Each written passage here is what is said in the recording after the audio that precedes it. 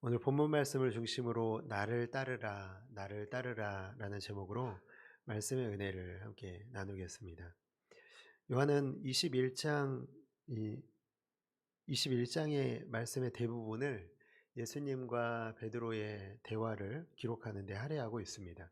이제 마지막 장인데도 불구하고 예수님과 베드로의 이 대화를 기록하는 데는 분명히 의미가 있을 것입니다. 우리가 전에 살펴봤지만 예수님께서 베드로를 제자로 부르실 때 약속하셨던 것이 있었죠. 베드로가 원했든지 원하지 않았든지 그건 중요하지 않지만 그가 예수님께서 베드로를 제자로 부르실 때 내가 너를 사람을 낚는 어부가 되게 하리라 이것을 약속하셨고 오늘 본문은 그 약속의 성취를 담고 있습니다. 어제 함께 나눴던 말씀은 15절부터 18절까지에서 베드로의 인간적인 연약함을 다 아시는 주님께서 다시 그를 찾아오셔서 사명의 길을 걷게 하시는 내용을 살펴봤습니다. 근데 저는 한번 생각을 해봤거든요. 만약에 내가 베드로였다면 주님을 정말 몇 번 배신 안 했을까? 그렇지 않았을 것 같아요. 저는 10번, 아마 100번도 더 배신하지 않았을까. 위기가 올 때마다 항상 배신하는 그런 모습. 근데 또 한 가지 생각해 보는 것은 그렇게 수없이 많은 배신에도 불구하고 주님은 나를 용서해 주실까? 나를 끝까지 사랑하실까? 네, 저는 100번을 배신한다고 하더라도 또 생각해 보는 것은요. 다시 100번째에도 다시 주님께서는 저를 찾아오실 것 같다. 그런 생각을 해보게 되었습니다. 여러분, 그 이유가 무엇일까요? 주님은 왜 우리를 그토록 끝까지 무조건적인 사랑으로 용서하시는 걸까요? 저는 답은 오직 하나밖에 없다고 생각합니다. 주님의 사랑 때문에. 주님의 그 사랑이 우리를 끝까지 따라오고 우리를 끝까지 따라오셔서 다시 사명의 길을 걷게 하시는 것. 그게 우리를 이 땅에 보내신 이유이기 때문에 주님은 우리를 끝까지 사랑해 주시고 그 길을 걷게 하시는 줄을 믿습니다. 그런데 주님의 이런 무조건적인 용서와 사랑에도 불구하고요. 베드로는 여전히 연약한 인간적인 모습을 계속해서 보여주고 있고요. 요한은 그 부분에 주목하고 있다고 생각이 듭니다. 연약한 우리의 모습도 사실 그렇죠. 베드로와 또 예수님의 이 대화 속에서요. 사실 우리의 모습이 보이더라고요. 베드로의 캐릭터가 참 뚜렷하고 한결같죠. 언제 그랬냐는 듯이요. 이 예수님과의 대화를 15절부터 18절까지의 대화를 마치고요. 참 예전과 똑같이 예수님을 대합니다. 저 같으면 참 그럴 것 같아요. 송구해서 머리를 좀 못 들고 그냥 머리를 조아리고 그럴 것 같은데 베드로는 또 언제 그랬냐는 듯이요. 예수님을 그 격없이 대했던 그 모습 그대로가 나타나고 있는 것을 보게 됩니다. 예수님께 베드로가 이렇게 묻잖아요. 주님, 이 사람 어떻게 되나요? 누구를 얘기하는 겁니까, 이 사람? 이 사람이 누구인지 나와 있는데 오늘 보니까 20절의 말씀이죠. 베드로가 돌이켜 예수께서 사랑하시는 그 제자가 따르는 것을 봤다. 그는 만찬석에서 예수의 품에 의지하여 주님을 파는 자가 누구오니까 묻던 자. 여러분, 이 사람이 누구일까요? 요한이 항상 자기를 표현할 때 이렇게 표현하거든요. 왜 이렇게 표현할까 생각을 해보면 그냥 내가 그랬다 이렇게 얘기하는 것보다 훨씬 더 좋은 표현 방법인 것 같아요. 그래서 주님이 사랑하시는 제자 그 자신을 표현할 때 항상 이렇게 표현하는데 더 확실하게 하려고 예수의 품에 의지하여 주님을 파는 자가 누구오니까 묻던 자.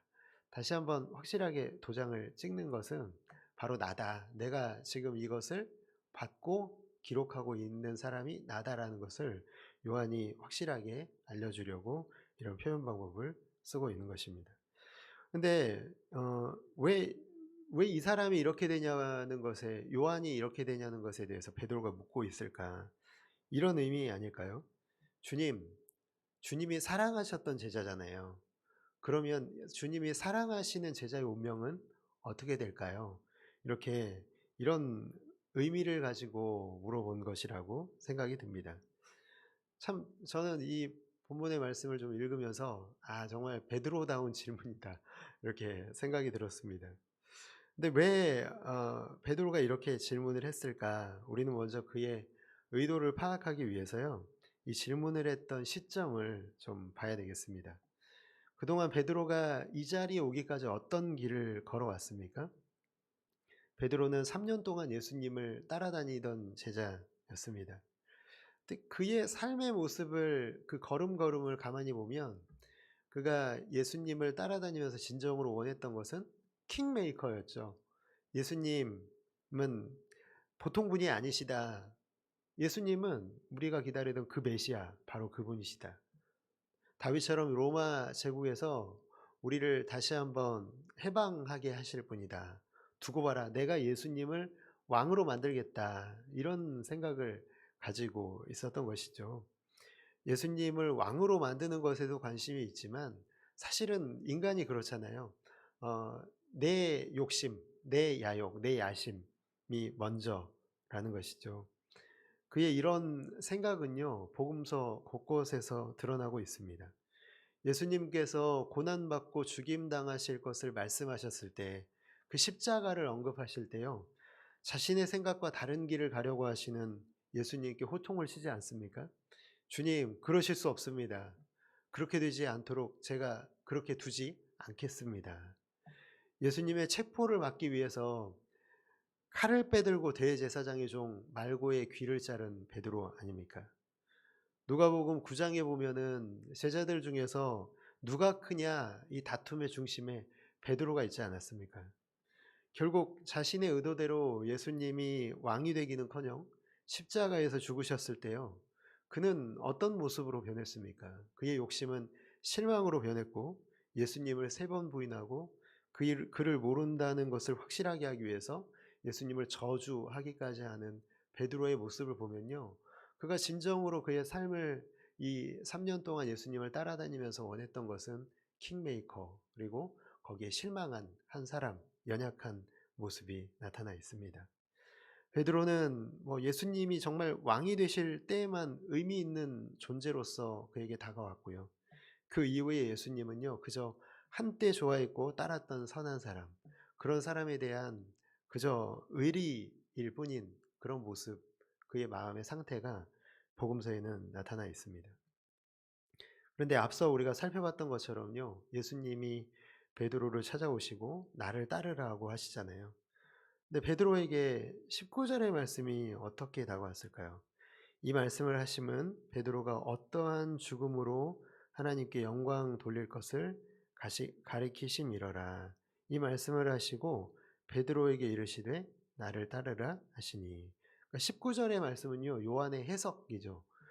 이 말씀을 하셨던 내용이 사실은 이런 뜻입니다라는 것을 독자들에게 알려주는 것인데, 요한이 그 당시에 정말 이 십자가 죽음, 베드로의 십자가 죽음을 그 당시에 깨달아서 이런 말을 한 게 아니라 그 지나고 보니까 그 말씀이 이렇게 이루어졌구나라는 것을 그때 알았기 때문에 이 말씀을 기록해 놓고 있는 것입니다. 그렇다고 한다면 요한도 모르는 이 19절의 말씀이라고 한다면 그 뜻을 베드로도 몰랐을 것이다. 우리가 충분히 생각할 수 있죠. 하지만 전혀 모르는 게 아니라요. 어느 정도는 분명 나 자신이 살아왔던 이전의 삶과는 다른 삶이 나를 기다리고 있다. 어쩌면 항상 옆에서 지켜봐왔던 예수님과 예수님이 걸어왔던 그 삶을 나에게 요구하시고 내가 따라가야 되는구나 라는 것까지는 느꼈을 것 같다, 그런 생각이 듭니다. 그런데 베드로가 어떻게 반응하고 있느냐는 것이죠. 이렇게 대답해야 되는 거 맞지 않습니까? 네 주님, 저는 죄인입니다. 그동안 저는 주님을 이용했습니다. 용서해 주십시오. 이제 말씀하신 대로 주님만 따르겠습니다. 이렇게 대답이 나와야 되는데요. 대답 대신에 이렇게 감격하면서 대답해야 되는 대신에 베드로는 엉뚱한 질문을 하고 있잖아요. 요한복음 21장 21절에 보니까 이렇게 되어 있죠. 이에 베드로가 그를 보고 요한을 보고 예수께 여짜오되 주님, 이 사람은 어떻게 되겠사옵나이까? 이렇게 묻고 있는 베드로의 모습이요. 예수님을 따르는 자신의 인생은 이런데 요한의 인생은 어떤지가 궁금한 거예요. 이렇게 묻고 있는 것이죠. 근데 이 질문을 하는 의도는 사실 베드로가 베드로의 마음속에는 질투심 그리고 경쟁심이 있는 것이죠. 평생 경쟁했던 사람 아닙니까? 항상 경쟁하고 예수님의 특별한 사랑을 받았다라고 표현을 할 만큼 예수님의 사랑을 많이 받은 사람. 자기는 도망쳤는데 요한은 끝까지 십자가 곁을 지키고 예수님에게서 모친을 부탁받은 사람. 부활의 소식을 듣고 자신과 함께 달려갔지만 자신보다 먼저 달려가서 무덤을 들여다본 사람. 앞선 본문에서도 고기를 잡고 있을 때 해변에 나타난 이 주님을 제일 먼저 알아본 사람. 요한은 이런 사람, 항상 베드로와 경쟁 관계에 있었던 사람이라는 것을 우리가 알 수가 있죠. 베드로는 이 요한이 자기보다 잘 되는 게 너무 마음에 들지 않는 겁니다. 참 이것을 보면서 우리 인간의 연약함을 보죠. 예수님은 이 베드로의 질문 속에 담긴 속뜻을 아십니다. 그래서 이렇게 대답해 주시죠. 21장 22절의 말씀을 같이 한번 읽어볼까요? 시작. 예수께서 이르시되 내가 올 때까지 그를 머물게 하고자 할지라도 내게 무슨 상관이냐. 너는 나를 따르라 하시더라. 아멘. 주님의 말씀은 이런 뜻일 거예요. 너는 여전히 나를 따르는 것에서도 너는 경쟁하려고 하는구나.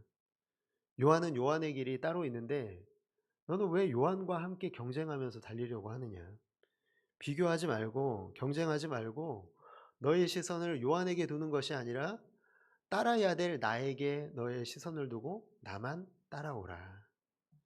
예수님은 비교 의식에 사로잡힌 베드로의 시선을 우리에게 이렇게 교정해 주고 계시는 것을 보게 됩니다. 우리도 많이 비교하지 않습니까?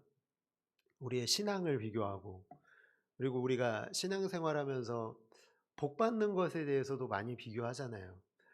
우리 내 자녀는 다른 자녀보다 왜 더 안 되는 걸까요?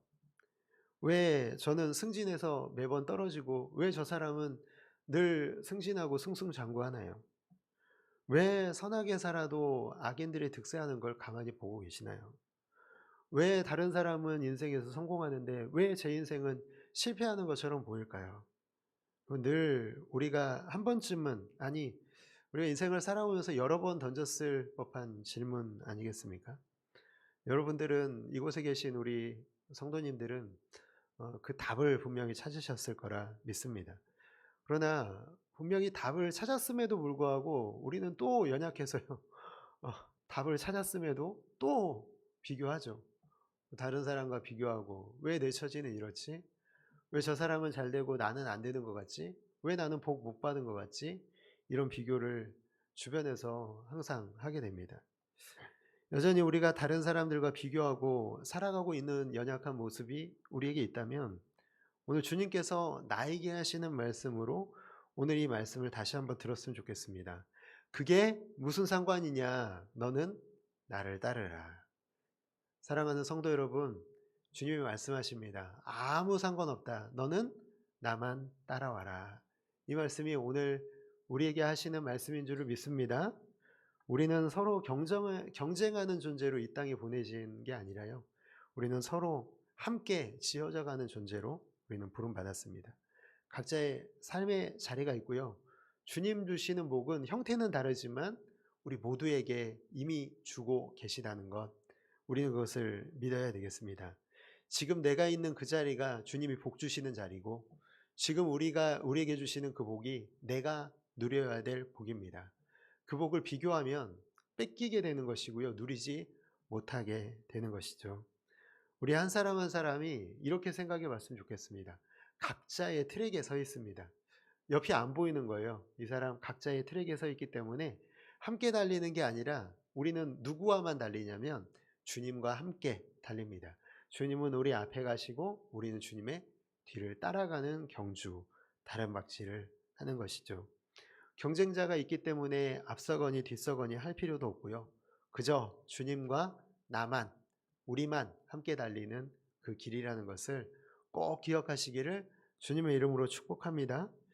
요한은 그래서 모든 오고 오는 성도들에게 이걸 들려주고 싶어 하지 않았나 생각해 봅니다. 아무 염려하지 말고 그저 따라가기만 하면 되는 참 쉬운 길을, 이 십자가의 길을 따라와라. 아무 근심과 염려가 없기 때문에 염려하지 말고 근심하지 말고 따라가면 되는 길을 요한은 마지막으로 우리에게 보여주고 있다고 생각을 합니다. 여러분, 우리는 그래서요, 정말 아무 염려할 필요가 없다라는 것이죠. 그냥 걷기만 하면 되고 따라가기만 하면 됩니다. 우리가 그 사실을 깨닫기만 한다면요, 요한이 21장을 기록한 이 요한이요, 아마 박수치면서 맞다고, 내가 그걸 말했다고, 그 길을 따라오기만 하면 된다고, 오늘 다시 한번 생각을 고쳐 먹으라고, 그러면서 주님과 함께 하늘에서 웃고 있을 것 같다, 이런 생각을 해보게 됩니다. 오늘 이 말씀 따라서 이 말씀을 들으시고 오늘 모든 세상에서의 경쟁 의식을 버리시고 내 이웃 성도들과 내 함께 지어져가는 존재로 부름받은 사람들과 경쟁하는 게 아니라 오직 주님의 뒤만 따라가시는 아름답고 귀한 성도 여러분들 모두가 다 되시기를 주님의 이름으로 축복합니다. 들은 말씀